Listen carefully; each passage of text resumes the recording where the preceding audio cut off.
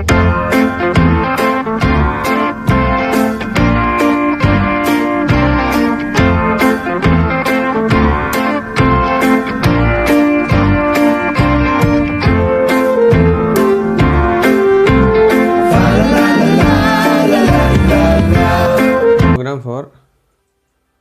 read a number and find how many digits in the given number.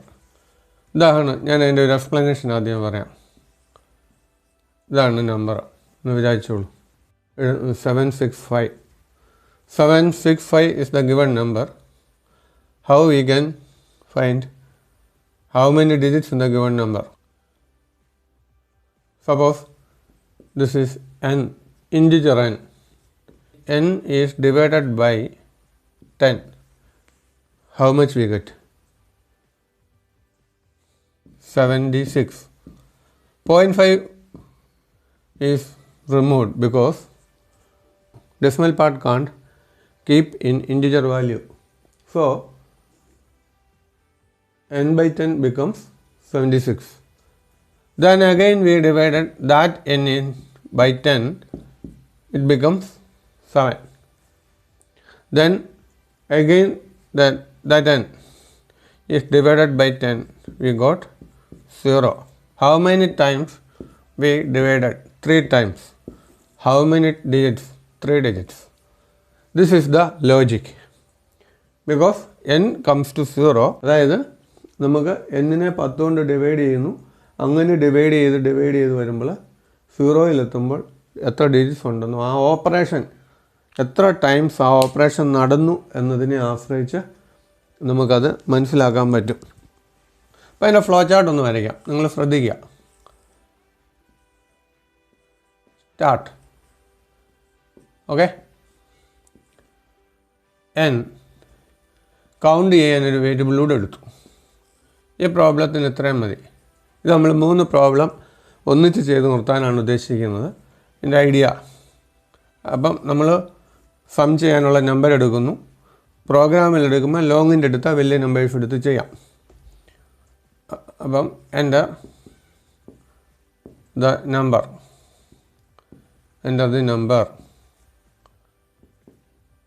n. നമ്മൾ ആ n ഇപ്പോൾ എന്തായാലും 0 കൂടുതലായിരിക്കും. അപ്പോൾ ഇവിടെ വെച്ച് ചെക്ക് ചെയ്യുന്നു.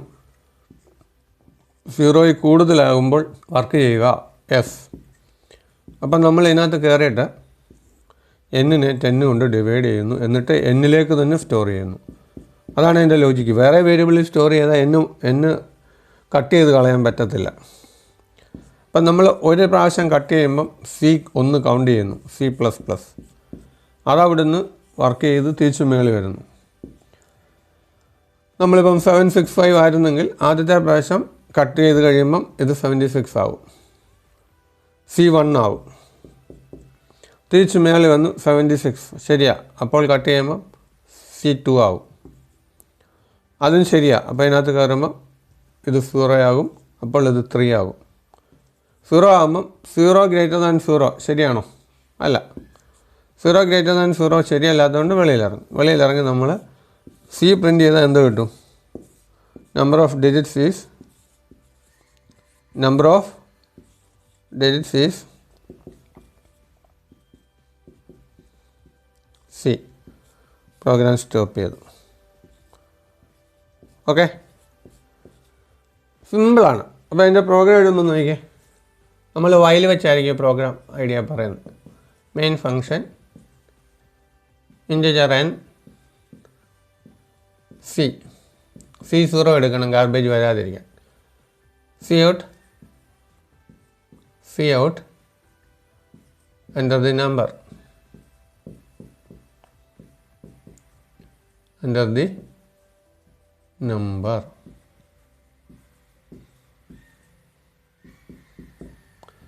C in n. C in n. While n greater than 0, നമ്മൾ ഇതിനകത്ത് കയറി n equal to n by 10. അതാണ് അതിൻ്റെ പ്രത്യേകത. നമുക്കിതിനെ വേണേൽ ഷോർട്ടാക്കി അങ്ങനെ എഴുതാം. n ബൈ ഈക്വൽ 10 എന്നും എഴുതാം. ഞാൻ കാണിച്ചു എന്ന് മാത്രമേ ഉള്ളേ. C plus plus. ഈ ലൂപ്പ് വർക്ക് ചെയ്തുകൊണ്ടിരിക്കുന്നു. നമുക്ക് നോക്കാം. ഇതാണ് പിന്നെ ഇതിനകത്തെ സ്റ്റേറ്റ്മെൻറ്റ്. ഇതാണ് ഇതിനകത്തെ സ്റ്റേറ്റ്മെൻറ്റ്. ഞാൻ വരച്ചത് അറിയാൻ വേണ്ടി വരച്ചതേ ഉള്ളൂ. എന്നിട്ട് cout number of digits is എന്തോ സി. പ്രോഗ്രാം തരുന്നു. ഹാഷ് ഇൻക്ലൂഡ് എഴുതിയേക്കണേ. Hash include i(10.h). അതിൻ്റെ ആവശ്യമുള്ളൂ. അങ്ങനെ നമുക്ക് എത്ര ഡിജിറ്റ് ഉണ്ടെന്ന് ഇതിൽ നിന്ന് കണ്ടുപിടിക്കാം. ഈ പ്രോഗ്രാം വെച്ച് തന്നെ ഈ ഡിജിറ്റ്സിൻ്റെ സം കണ്ടുപിടിക്കാം.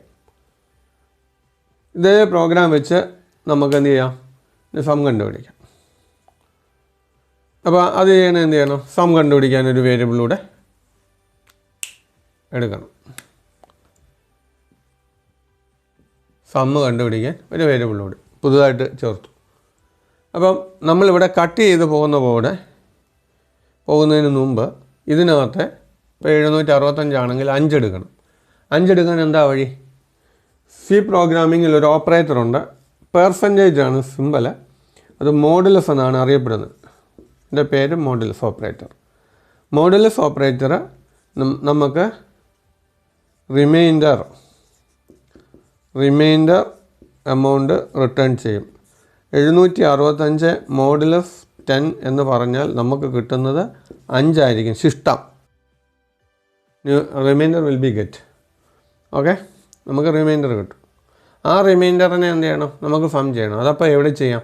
ഈ ഫ്ലോ ചാർട്ട് ചിന്തിക്കുവാണെങ്കിൽ ആദ്യമേ അതാ നടക്കേണ്ടത്. നമ്പർ കട്ടായിട്ട് ചെയ്താൽ പറ്റത്തില്ല. അപ്പോൾ 6 എന്നൊരു വേരിയബിളിലൂടെ വേണം. r = n modulus 10. അപ്പം നമുക്ക് റൈറ്റ് മോസ്റ്റ് ഡിജിറ്റ് 6 കിട്ടി. ആ 6 കിട്ടിയ ഡിജിറ്റിനെ എഫിനകത്ത് സ്റ്റോർ ചെയ്യുന്നു. s = s plus r. ഇനി നമുക്ക് റൈറ്റ് മോസ്റ്റ് ഡിജിറ്റിനെ കട്ട് ചെയ്യണം. റൈറ്റ് മോസ്റ്റ് ഡിജിറ്റിനെ കട്ട് ചെയ്യാൻ വേണ്ടി n/10 നമ്മളിങ്ങനെ ചെയ്യണം. ഇതിനകത്ത് അന്നേരം സി വേണ്ട. ഈ ഫ്ലോ ചാർട്ടിലെ ലോജിക്കിനകത്ത് ഈ 3 വേരിയബിൾ മതി. അപ്പോൾ ആദ്യത്തെ പ്രാവശ്യം 5 കിട്ടി. എഫിനകത്ത് 5 കൂട്ടി വെച്ചു. ഇവിടെ വെച്ച് കട്ട് ചെയ്യുമ്പോൾ 76 തിരിച്ചു പോയി. ശരിയായതുകൊണ്ട് ഇവിടെ ഇറങ്ങി 76-നകത്ത് 6 കിട്ടി.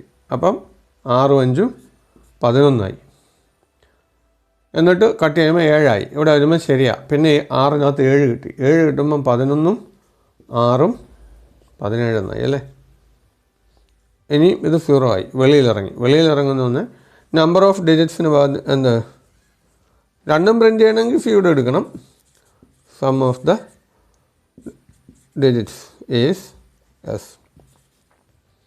നമ്മളൊന്ന് പഠിച്ചു കഴിയുമ്പോൾ അതിനെ ബേസ് ചെയ്ത് ബാക്കിയൊക്കെ പെട്ടെന്ന് മനസ്സിലാക്കിയെടുക്കാം എന്നുള്ളതാണ് ഇതിൻ്റെ ഏറ്റവും വലിയ പ്രത്യേകത. ഒരു പ്രോഗ്രാം അറിയാമെങ്കിൽ പല പ്രോഗ്രാം പെട്ടെന്ന് ചെയ്യാം.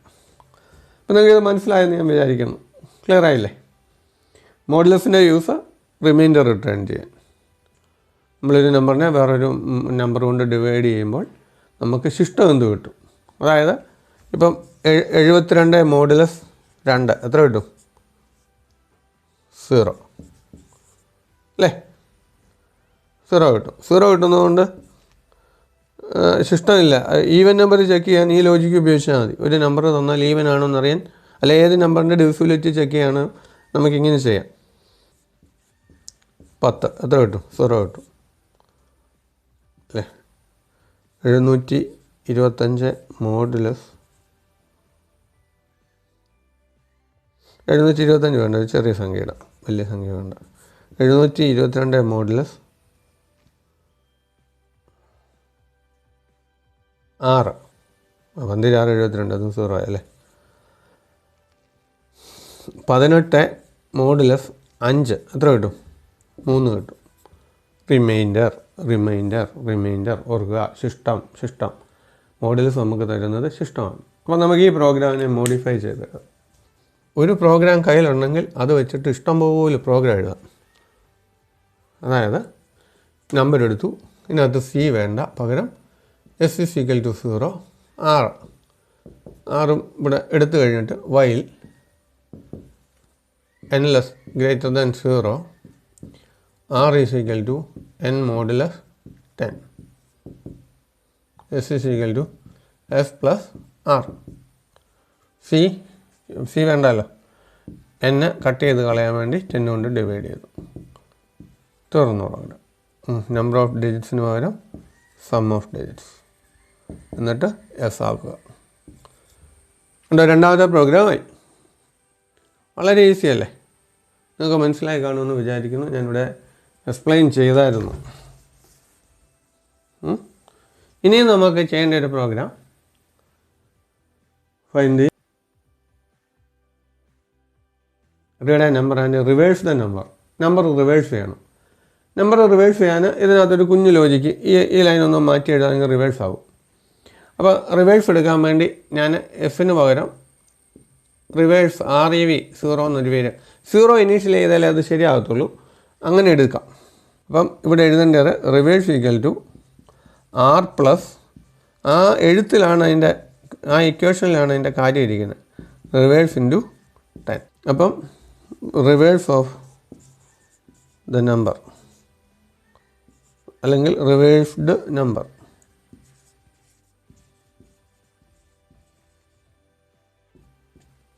മനസ്സിലായോ? ഇത്രയേ ഉള്ളൂ. നോക്കിയാൽ ശരിയാണെന്ന് തോന്നുന്നു. 765 എടുക്കുവാണ്. എന്നിനകത്ത് അതാണുള്ളത്. 6-നകത്ത് 5 കിട്ടി. റിവേഴ്സ് ഫസ്റ്റ് ടൈമിൽ reverse equals reverse R plus, അതാണ് അതിനകത്തെ ഗുട്ടൻസ്, R പ്ലസ് റിവേഴ്സ് ഇൻറ്റു 10. 6-നകത്ത് 5 ഉണ്ട്, പ്ലസ് റിവേഴ്സിനകത്ത് 0 ഉണ്ട്, 0 ഇൻറ്റു 10. അങ്ങനെ റിവേഴ്സ് ബിക്കം 5. അങ്ങനെ റിവേഴ്സ് എന്ന് പറയുന്ന വാല്യൂ 5 ആയി. ഇവിടെ വെച്ച് കട്ടാകുമ്പോൾ 76 അടുത്ത പ്രാവശ്യം പോകുമ്പോൾ 6 കിട്ടും. 6 വരുമ്പോൾ ആ പ്രാവശ്യം 6 അധികം പ്രസൻറ്റിലെ റിവേഴ്സ് എന്ന് പറയുന്നത് എത്ര? 5. 5 ഗുണം 10, 6 പ്ലസ് 5 ഇൻറ്റു 10. അപ്പോൾ എത്ര കിട്ടും? 56 എന്നായി. ഇനി അവിടെ നിന്ന് തിരിച്ച് മേളിൽ 7 പോയിട്ട് 7 വരും. 7 വരുമ്പോൾ 7 പ്ലസ് 56 ഇൻറ്റു 10, 56 ഇൻറ്റു 10. അപ്പോൾ എത്ര? 567. 765 റിവേഴ്സ് ചെയ്തപ്പോൾ എന്ത് എഴുതും? 56 അല്ലേ? 7 കിട്ടിയില്ലേ? അങ്ങനെ നമുക്ക്, നിങ്ങൾ സാമ്പിൾ വാല്യൂസ് പലത് ചെക്ക് ചെയ്യണം. പലത് ചെക്ക് ചെയ്യുമ്പോഴേക്ക് നമുക്ക് ഐഡിയ കൂടുതൽ കിട്ടിക്കൊണ്ടേയിരിക്കും. അങ്ങനെ നമ്മുടെ വർക്കിനെ മനോഹരമാക്കുക, പ്രോഗ്രാമിനെ മനോഹരമാക്കുക. ഇതിനകത്ത് നിന്ന് ഒരു പ്രോഗ്രാം കൂടെ പറഞ്ഞ ഈ ഭാഗം നിർത്തുവാണ്. എന്ത് ചെയ്യണം? ഒരു നമ്പറിനെ നമുക്ക് പാലൻഡ്രോം ആണോ എന്ന് ചെക്ക് ചെയ്യണം. പാലൻഡ്രോം ആണോ എന്ന് ചെക്ക് ചെയ്യാൻ റിവേഴ്സ് ചെയ്യാൻ പഠിച്ചു കഴിഞ്ഞു. റിവേഴ്സ് ചെയ്യാൻ നമ്മൾ പഠിച്ചു. ഞാൻ ഇവിടെ ഇതിനകത്ത് ഈ ഒരു ലൈൻ മാറത്തേ ഉള്ളൂ അല്ലേ? നമ്മൾ പറഞ്ഞതുമായിട്ട് reverse is equal to R plus reverse into 10 എന്നുള്ള ഒറ്റ ഇക്വേഷൻ ഓർത്തിരുന്നാൽ ഈ പ്രോഗ്രാം ചെയ്യാം. എഫിന് പകരം റിവേഴ്സ്, ആ ഒരു ഫീൽ കിട്ടാൻ ആ വേരിയബിൾ അങ്ങനെ എടുത്തതേ ഉള്ളേ. n is equal to n/10 കിട്ടിയല്ലോ. Reversed digits is number is reversed number is REV. പ്രോഗ്രാം വരുമ്പോൾ ഇങ്ങനെ വരും. നിങ്ങൾ റൺ ചെയ്ത് നോക്കുമ്പോൾ ഒന്ന് പോസ് ചെയ്ത് നോക്കിയാൽ മതി. പോസ് ചെയ്ത് നോക്കുമ്പോൾ അത് കാണാം. അങ്ങനെ പ്രോഗ്രാം എഴുതിയെടുക്കാം. ഈ പ്രോഗ്രാംസ് ഞാൻ കമ്പ്യൂട്ടറെ വീണ്ടും ലാബ് ചെയ്യുന്നതായിരിക്കും. പല അസൗകര്യങ്ങൾ കൊണ്ട് പറ്റിപ്പോകുന്നതാണ്. മഴയൊക്കെ ആയതുകൊണ്ട് കേട്ടോ നമുക്ക് പറ്റിയില്ല, ചെയ്തെടുക്കാം. ഇനി റിവേഴ്സ് ചെയ്യുമ്പോൾ വരുന്നൊരു പ്രശ്നം, നമ്മൾ റിസീവ് ചെയ്ത n അവസാനം എന്തോ ആയിപ്പോയി? 0 ആയിപ്പോയി. അപ്പം നമ്മൾ റിസീവ് ചെയ്ത നമ്പറിനെ കീപ്പ് ചെയ്യാനൊരു സ്ഥലമില്ലാതായിപ്പോയി. അപ്പോൾ അതിനു വേണ്ടി ഞാൻ n1 എന്നൊരു വേരിയബിൾ ഡിക്ലെയർ ചെയ്തു. ഞാൻ ഈ പ്രോഗ്രാമിൽ, നിങ്ങൾക്ക് മനസ്സിലായി കാണുമല്ലോ, ലൂപ്പ് തീരുമ്പോൾ n 0 ആണ്. 0 ആയാലേ വെളിയിൽ ഇറങ്ങും. അപ്പം നമ്മൾ ആ n-നെ എടുത്ത ഉടനെ തന്നെ വേറൊരു വേരിയബിളിൽ സൂക്ഷിക്കുന്നു. സൂക്ഷിച്ച് കഴിയുമ്പം പിന്നെ പ്രശ്നമില്ല. പിന്നെ n1-ൽ ആ വില ഇരിപ്പുണ്ടല്ലോ. അപ്പോൾ അതിനെ ഒന്ന് ചെക്ക് ചെയ്താൽ മതി. നമുക്കെന്താ അറിയാം? പാലൻഡ്രോം ആണെന്നറിയാം. അപ്പോൾ n1-നകത്തിരിക്കുന്ന വിലയും റിവേഴ്സിനകത്തിരിക്കുന്ന വിലയും സെയിം ആണെങ്കിൽ പാലൻഡ്രോം ആണ്. ഇഫ് n1 ഈക്വൽസ്, കമ്പയർ ചെയ്യാൻ ഡബിൾ ഈക്വൽ ആണ്. ഞാൻ ഒരിക്കൽ പറഞ്ഞ എൻ്റെ ഒരു ഓർമ്മയുണ്ട്. അപ്പം എന്താ പറയുക, given number is palindrome. Number is palindrome. No ആണെങ്കിൽ not palindrome. നമ്മൾ എഴുതി വരുമ്പം ഓർക്കുക, നമുക്ക് ഐഡിയ ഒക്കെ വേണമെങ്കിൽ അങ്ങ് സിമ്പിളാക്കാം. ആശയം കിട്ടിയാൽ പോരെ. സ്റ്റോപ്പ്. ഓക്കെ, ഉണ്ടല്ലോ.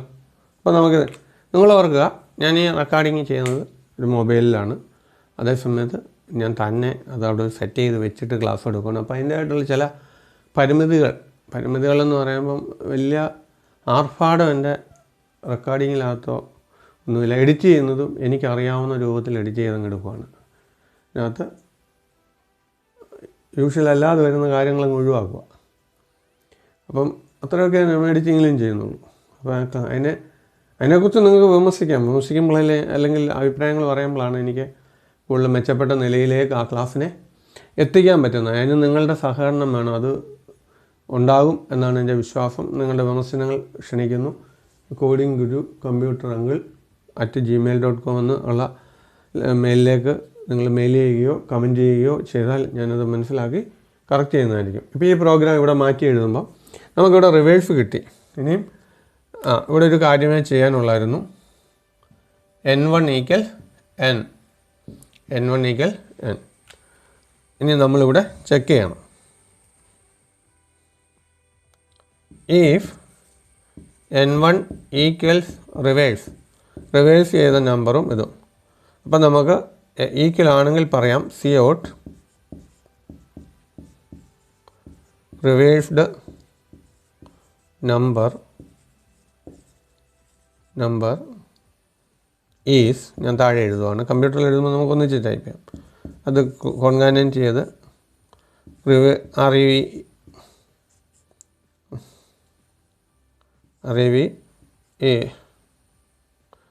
Reverse number REV is palindrome.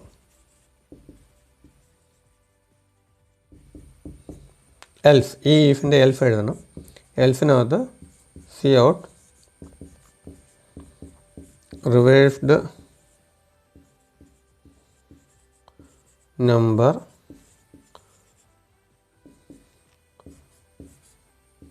REV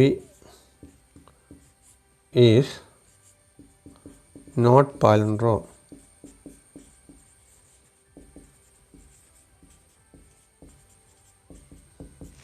programme തീർന്നു. 565 തിരിച്ചെഴുതുമ്പോൾ ആദ്യം n ഇവിടെ വരുമ്പോൾ റിവേഴ്സ് എടുക്കുമ്പോൾ 6 എടുക്കുമ്പോൾ 5 കിട്ടും. ആദ്യത്തെ പ്രാവശ്യം റിവേഴ്സിനകത്ത് 5 വന്നു. അടുത്ത പ്രാവശ്യം 56 ൽ 6 വന്നു. 6 വന്നിട്ട് ആ പ്രാവശ്യം അതും 56ആയി. പിന്നെ 5 ഉണ്ട്. അടുത്ത പ്രാവശ്യം വരുമ്പോൾ 6-നകത്ത് 5, അപ്പോൾ 56. അപ്പം 5 + 56 × 10 ഈ ലൈൻ ചെയ്യുന്നുണ്ട്. 565 ബോത്ത് ആർ സെയിം, അതായത് പാലിൻഡ്രോമായി. ലോജിക്ക് ചെക്ക് ചെയ്ത് നോക്കുക. അങ്ങനെ നമുക്കിത് പഠിക്കാൻ പറ്റും. അങ്ങനെ ഈ ക്ലാസ്സുകൾ നിങ്ങൾ പ്രയോജനപ്പെടുത്തുക. നിങ്ങൾക്കത് അനുഗ്രഹമായി തീരും. നിങ്ങൾ തുടർച്ചയായിട്ട് എൻ്റെ ചാനൽ സബ്സ്ക്രൈബ് ചെയ്ത് കണ്ടാൽ എല്ലാ ദിവസങ്ങളിലും ക്ലാസ് ഇടാൻ ശ്രമിക്കുന്നുണ്ട്. നിങ്ങൾക്ക് മെസ്സേജ് കിട്ടിക്കൊണ്ടിരിക്കും. ഓൾമോസ്റ്റ് +1 +2കാരൊക്കെ ഇത് വളരെ പ്രയോജനപ്പെടുത്തുക. നിങ്ങൾക്ക് ഈ ക്ലാസ് ഏറ്റവും പ്രയോജനകരമായി തീരട്ടെ, ഏറ്റവും ഉപകാരപ്രദമായി തീരട്ടെ. അതിനുവേണ്ടിയാണ് ഇനിയും തുടർന്ന് ഇങ്ങനെ ക്ലാസ്സുകൾ എടുക്കുകയാണ്. നാളെയും ക്ലാസ്സുകൾ എടുക്കും. അപ്പോൾ അത് പ്രയോജനപ്പെടുത്തണം. All the best.